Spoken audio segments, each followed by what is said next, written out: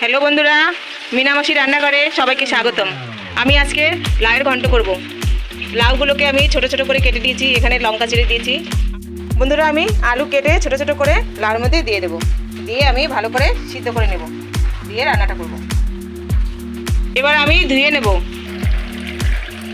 বন্ধুরা, এবার আমি ভালো করে সবজিটা ধুয়ে নেব। বন্ধুরা, এবার আমি গ্যাসটা জ্বালিয়ে নেব। এবার লাউয়ের ঘন্ট এগুলো ভালো করে সিদ্ধ করে নেব।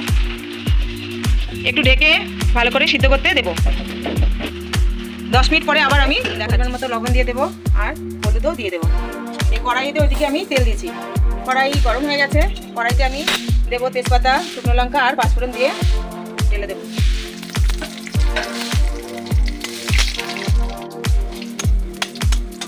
মশলা ভাজা হয়ে গেছে, এবার আমি একটু হিং দিয়ে দেবো। হিং দিয়ে বন্ধুরা আমি এখানে সবজিটা ঢেলে দেবো।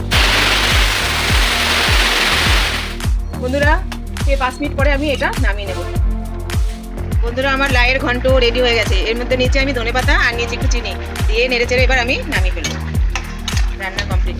আমার এই ভিডিওটা যদি আপনাদের ভালো লেগে থাকে তো অবশ্যই লাইক, কমেন্ট, শেয়ার করবেন আর প্লিজ একটু সাবস্ক্রাইব করুন।